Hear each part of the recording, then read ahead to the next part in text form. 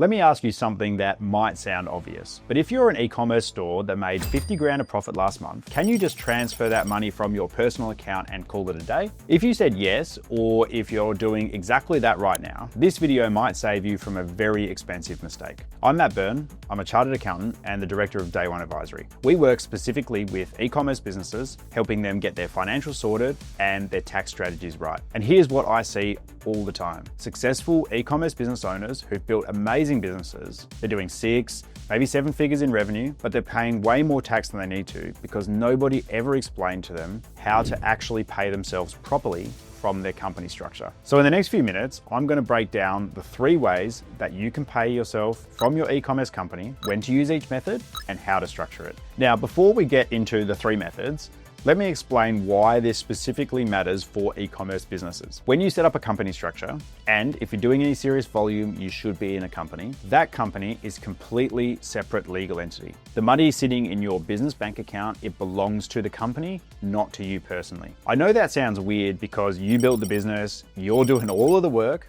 but legally, you and your company are 2 different people. Think of it like this. I'm the company, and you're doing work for me. And I'm not going to give you money until you've earned it properly. And for e-commerce businesses, this is actually more important than for most other businesses. This is because you're dealing with a large amount of money and a large amount of working capital. Let's say you have 200 grand tied up in inventory at any given time. You need that company structure to protect those assets and to give you the flexibility to manage your tax properly. So let's get into the 3 ways that you can pay yourself. The first method is paying yourself a salary or a wage. And this is exactly like hiring yourself as an employee of your own company. Here's how it works. Your company sets a salary for you. Let's say in this example, it's $8,000 a month. Your company processes this through payroll. It deducts the PAYG, which is paid through the BAS. It pays your superannuation to your super fund.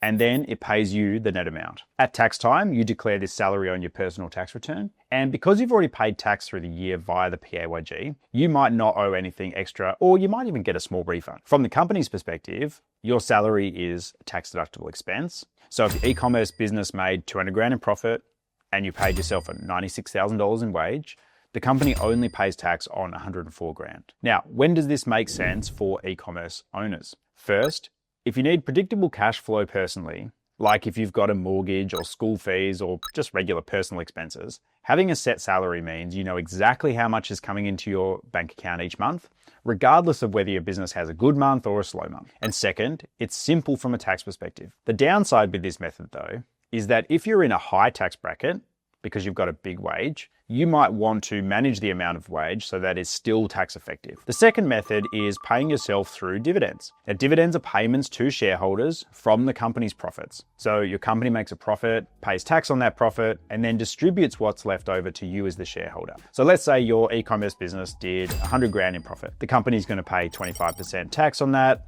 leaving about $75,000 left over that can be distributed as a dividend. Now, here's where the Australian tax system gets clever with something called franking credits. When you receive that $75,000 dividend, you also receive a franking credit for the 25 grand of tax that the company has already paid. So on your personal return, you declare 100 grand of income. That includes the $75,000 dividend plus the $25,000 franking credit. Let's say your personal tax rate is 30%.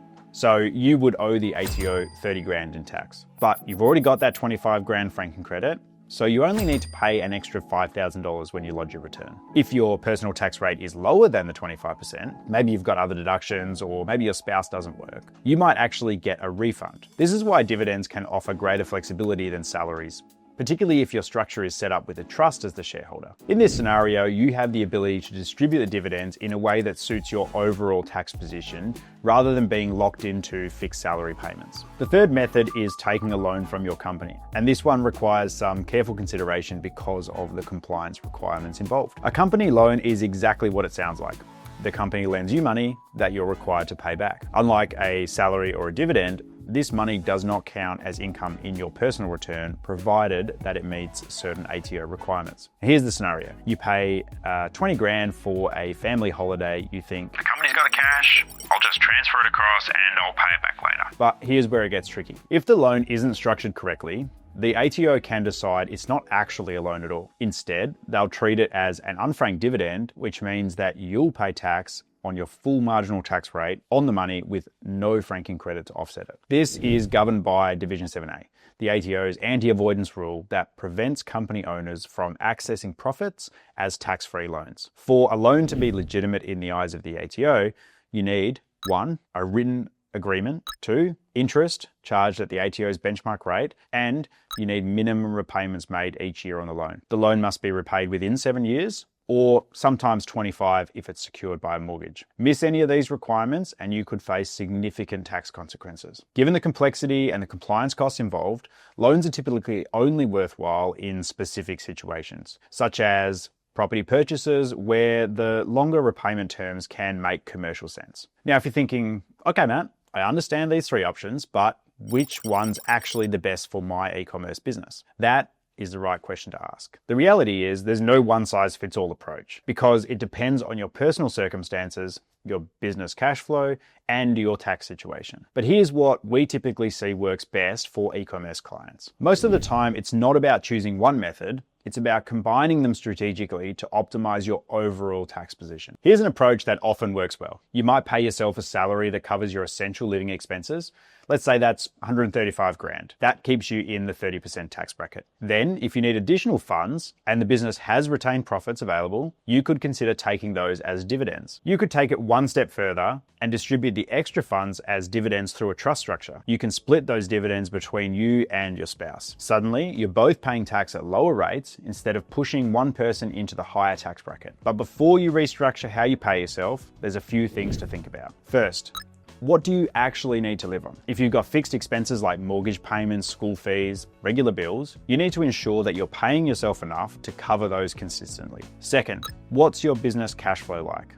E-commerce businesses often have seasonal patterns. You might do 40% of your annual sales in Q4 and then have a quiet start to the year. Your payment strategy needs to account for that. Third, think about your long-term goals. If you're planning to sell the business in a few years, there are specific structures that can make the sale tax-free under the small business CGT concessions, but you need to plan for those years in advance. And finally, consider your family situation. If you've got a spouse who's not working or working part-time, income splitting through dividends can be incredibly powerful. Now, if you're sitting there thinking, this makes sense, but I have no idea if I'm doing it right, or I think I might be paying too much tax, then let's have a conversation. At Day One Advisory, this is exactly what we do for e-commerce businesses. We look at your current structure, understand your business model and your cash flow patterns, and we design a payment strategy that minimizes your tax while giving you the flexibility you need. I've put a link in the description to book a consultation with our team. We'll review your current situation, identify any opportunities you might be missing, and give you a clear roadmap for optimizing how you pay yourself. Otherwise,